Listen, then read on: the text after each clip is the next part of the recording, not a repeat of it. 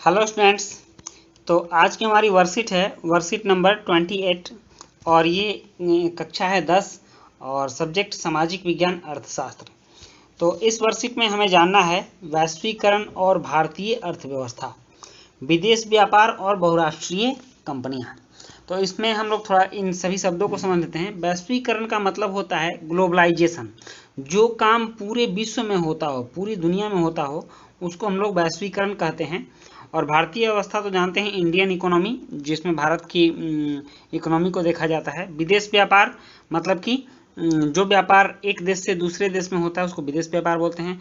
और बहुराष्ट्रीय कंपनियां, जिनको कि हम लोग मल्टीनेशनल कंपनी के नाम से जानते हैं, जो कंपनी की एक से अधिक अनेक देशों में व्यापार करती हैं, उनको बहुराष्ट्रीय कंपनियां कहते हैं। तो आइए इन्हीं शब्दों को हम लोग थोड़ा बारीकी से इस वर्कशीट में देख लेते हैं।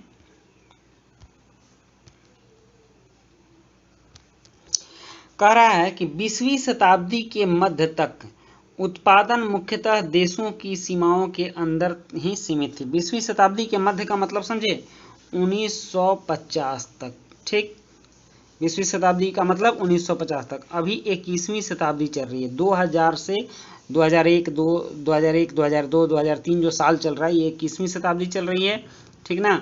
और ये 2000 से पहले 20वीं शताब्दी थी। तो 1950 के मध्य 1950 तक, ठीक, उत्पादन मुख्यतः देशों की सीमाओं के अंदर तक ही सीमित था। एक देश का उत्पादन दूसरे देश में नहीं होता था, अपने देश का उत्पादन अपने देश के अंदर ही होता था। लेकिन बहुराष्ट्रीय कंपनियों मतलब मल्टीनेशनल कंपनियां एक से अधिक देशों में उत्पादन पर नियंत्रण एवं स्वामित्व रखने वाली कंपनियों के परिदृश्य पर आने के पूर्व भारत जैसे देशों से कच्चा माल एवं खाद्य पदार्थ निर्यात होते थे और तैयार वस्तुओं का आयात होता था। ठीक, तो इस तरह से मल्टीनेशनल कंपनियों का जो है सो चलन शुरू हुआ। मतलब कि कहीं कहीं से ये लोग कच्चा माल लेते थे और फिर तैयार माल बेचते थे।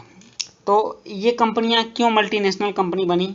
तो कह रहा है कि उत्पादन लागत कम करने, अगर मान लीजिए कि कच्चा माल भारत से जाता था और फिर विदेशों में बन के आता था तो उस पर उत्पादन लागत ज़्यादा होता था। एक तो सामान यहाँ से गया, उसके ढुलाई में खर्च, उसके निकालने में खर्च, ट्रांसपोर्टेशन में खर्च, बनाने में खर्च।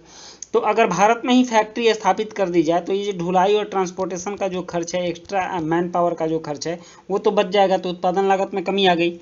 तो और उत्पादन लागत में कमी आएगी तो लाभ अधिक होगा। ठीक ना। तो उत्पादन लागत कम करने और अधिक लाभ कमाने के लिए बहुराष्ट्रीय कंपनियां उन देशों में कार्यालय एवं उत्पादन के लिए कारखाने स्थापित करती हैं जहां उन्हें सस्ता श्रम और अन्य साधन मिल सकते हैं। भारत में बेरोजगारी भी इतनी है कि बहुत कम पैसे में मजदूर मिल जाते हैं। तो इसलिए बहुत बड़ी बड़ी कंपनियां आकर के यहाँ पर अपना कारखाना बना लेती हैं और अपना काम करती हैं।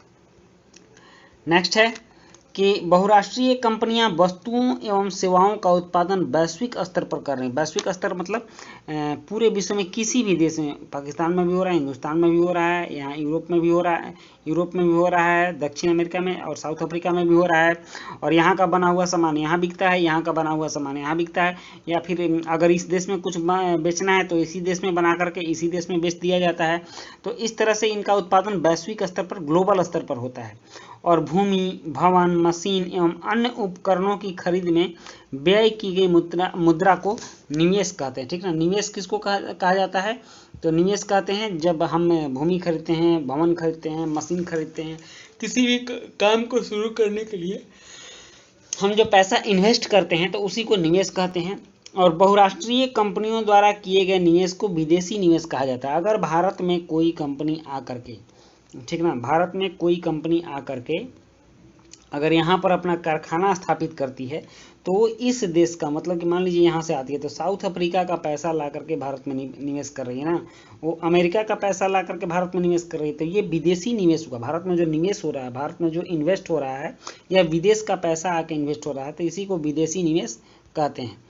नेक्स्ट है स्थानीय कंपनियों के साथ साझेदारी द्वारा आपूर्ति के लिए स्थानीय कंपनियों का इस्तेमाल करके और स्थानीय कंपनियों से निकट की प्रतिस्पर्धा करके उन्हें खरीद करके बहुराष्ट्रीय कंपनियां दूरस्थ स्थानों के उत्पादन पर अपना प्रभाव जमा रही हैं। मतलब कि वो लोकल कंपनी के साथ मिल जाती है, अपनी आपूर्ति लोकल कंपनी से इस्तेमाल करवाती है या फिर लोकल कंपनी से फिर उन्हें बेचवाती है। तो इस तरह से बहुत अलग अलग दूर दूर तक भी वो कंपनियां काम करती हैं और अपना प्रभाव जमा लेती हैं। जैसे आप यहाँ देखिए अमेजन को देखिए, स्नैपडील को देखिए, ठीक ना, जोमेटो को देखिए। तो ये सब क्या कर रहा है, ये सब यहाँ के लोकल कंपनियों और लोकल व्यक्तियों से मिलकर के अपने व्यापार को फैला रहा है और यहाँ पर अपना एक बहुत बड़ा प्रभाव स्थापित कर लिया। कोई भी सामान मंगाना हो तो अमेजन से मंगाते हैं। अमेजन कहाँ की कंपनी है, तो विदेश की कंपनी है।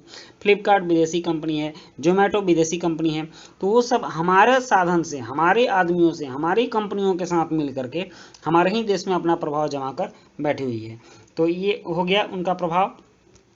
अब विदेश व्यापार, तो विदेश व्यापार क्या हो रहा है, विभिन्न देशों को आपस में जोड़ने का मुख्य माध्यम रहा है विदेश व्यापार। मतलब कि एक देश से दूसरे देश में जो व्यापार होता है, इससे सारे देश एक दूसरे से जुड़े रहते हैं और व्यापारिक हित के कारण ही ईस्ट इंडिया कंपनी भारत की ओर आकर्षित हुई थी।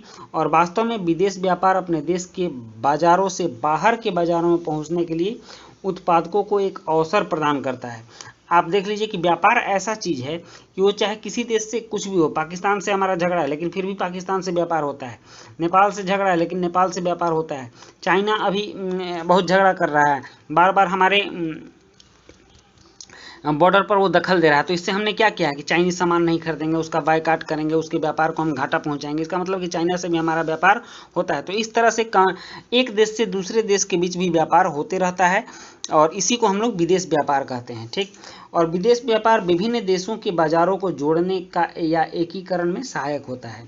चाइना के बाजार में बने सामान भारत में बिकते हैं, भारत में बने सामान चाइना में बिकते हैं, भारत में बने सामान पाकिस्तान में बिकते हैं, पाकिस्तान में बने सामान भारत में बिकते हैं, नेपाल में बने सामान भारत में। तो इस तरह से सारे देश एक दूसरे से, भारत का सामान अमेरिका जाता है, अमेरिका का सामान भारत आता है, सारे देश व्यापार के तौर पर एक दूसरे से जुड़े हुए हैं।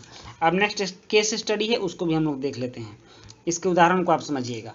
कह रहा होंडा कंपनी ने 19 जनवरी 1984 को गुड़गांव हरियाणा में हीरो समूह के संस्थापक ब्रिज मोहन लाल मुंजाल के साथ मिलकर हीरो होंडा कंपनी की स्थापना की। दोनों कंपनी मिल गई तो हो गई हीरो होंडा, ठीक ना। और इन लोगों ने हीरो होंडा के नाम से बाइक बनाना शुरू किया, मोटरसाइकिल बनाना शुरू किया और 2.8 बिलियन अमेरिकी डॉलर का निवेश कर इस कंपनी की शुरुआत की। यहाँ एक शब्द आया है बिलियन, तो मैं आप लोगों को एक टास्क देता हूँ कि बिलियन में कितना रुपया आएगा, ठीक ना। आप लोग कमेंट करके बताइएगा 1 बिलियन बराबर कितना रुपया होता है, ठीक। 1 बिलियन बराबर, सॉरी हाँ, 1 बिलियन में कितना रुपया होता है, उस चीज़ को आप लोग लिख करके बताइएगा कमेंट बॉक्स में। तब मैं जानूंगा कि आप लोग मिलियन और बिलियन के हिसाब को समझते हैं, ठीक। अगर नहीं आएगा तो आप लोग ये भी लिखेंगे, मैं नेक्स्ट वर्कशीट में उस चीज़ को बताऊंगा कि 1 बिलियन में कितना रुपया होता है या 1 मिलियन में कितना रुपया होता है, ठीक। तो अमेरिकी 2.8 बिलियन अमेरिकी डॉलर का निवेश कर इस कंपनी की शुरुआत की और 2010 में कंपनी ने करीब 45 लाख दुपहिया वाहन भारत में बेचे, जो भारत के तेजी से बढ़ते हुए बाजार का करीब 48% था। मतलब कि अगर 100 मोटरसाइकिलें बिकी भारत में तो 48 मोटरसाइकिल सिर्फ हीरो होंडा कंपनी की 2010 में बिकी थी। और 2014 में होंडा ने अपने शेयर हीरो समूह को बेच दिया। अब आप देखिएगा कि हीरो अलग हो गया, ठीक ना, हीरो कंपनी अलग हो गया और होंडा कंपनी अलग हो गया। होंडा की मोटरसाइकिल अलग आती है, ये साइन वगैरह जो आती है वो होंडा की आती है और स्प्लेंडर और ग्लैमर ये सब जो बाइक आती है ये हीरो की आती है। दोनों कंपनियां अलग अलग हो गई और अलग अलग सामान बना रही हैं।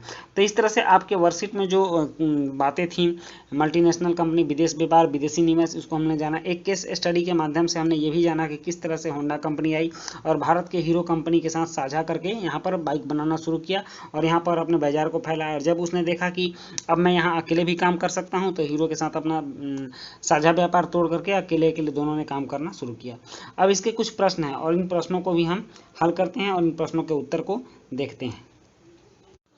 इसमें पहला प्रश्न है कि अतीत में देशों को जोड़ने का मुख्य माध्यम क्या था। तो हमने उसमें पढ़ा भी है कि अतीत में देशों को जोड़ने का मुख्य माध्यम विदेश व्यापार था, ठीक। एक देश से दूसरे देश का व्यापार होता था, उसी से लोग जुड़ते थे। नेक्स्ट सेकंड क्वेश्चन है कि विदेश व्यापार और विदेशी निवेश में क्या अंतर है। तो विदेशी व्यापार देखिए, एक देश का सामान जब दूसरे देश में खरीदा या बेचा जाता है तो उसे विदेश व्यापार कहते हैं। और विदेशी निवेश का मतलब होता है अन्य देशों की बहुराष्ट्रीय कंपनियों द्वारा किए गए निवेश को विदेशी निवेश कहते हैं। तो ये दूसरे प्रश्न का उत्तर हो गया। नेक्स्ट तीसरा प्रश्न है कि बहुराष्ट्रीय कंपनियों से क्या अभिप्राय है और भारत में किन्हीं दो बहुराष्ट्रीय कंपनियों के नाम लिखिए। ये कंपनियां किन वस्तुओं का उत्पादन करती हैं। तो देखिए, जब कोई कंपनी अपना व्यापार एक से अधिक देशों के साथ करती है तो उसे बहुराष्ट्रीय कंपनी कहा जाता है। इसका उत्तर हुआ। और भारत में दो बहुराष्ट्रीय कंपनियां हैं, सैमसंग तथा होंडा। सैमसंग मोबाइल और टीवी बनाती है तथा होंडा कार और बाइक बनाती है। ये आपके तीसरे प्रश्न का उत्तर हो गया। और चौथा प्रश्न है कि बहुराष्ट्रीय कंपनियों द्वारा विकासशील देशों में कारखानों की स्थापना का प्रमुख उद्देश्य क्या है। तो इसका उत्तर है कि बहुराष्ट्रीय कंपनियों द्वारा विकासशील देशों में कारखाना स्थापित करने का उद्देश्य उत्पादन लागत कम करना तथा अधिक मुनाफा कमाना है। तो इस तरह से आपके चारों प्रश्न हो गए और आपकी वर्कशीट भी समाप्त हो गई। अगर आपको ये वर्कशीट अच्छी लगी हो तो आप लाइक कमेंट जरूर करेंगे और बिलियन के बारे में जरूर बताएंगे कि 1 बिलियन में कितने भारतीय रुपए होते हैं, ठीक ना। इसको डॉलर में बदल के नहीं बताना है, मतलब कि हम लोग इकाई, दहाई, सैकड़ा, हजार जो गिनते हैं उसमें बताना है, कितने लाख कितने करोड़ होंगे ये बताना है, ठीक। तो चलिए हम लोग मिलते हैं नेक्स्ट वर्कशीट में, तब तक के लिए गुड बाय।